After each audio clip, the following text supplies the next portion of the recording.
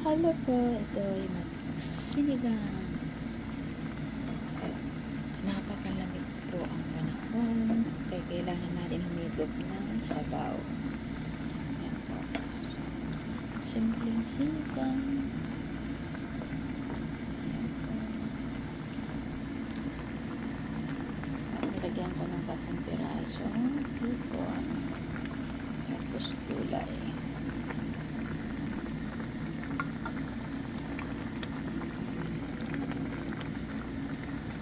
Ulam na yung pananghalian. Kailangan tumigop ng mainit at sabaw. At ito ang naisipan kong iluto. Sinigang.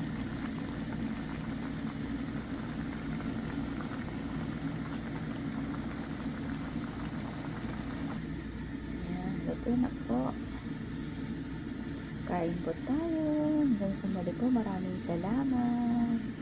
Ayan po ang aming ulam. Sinigang po. Kunting slice ng baboy. Tsaka hipon. Ayan po.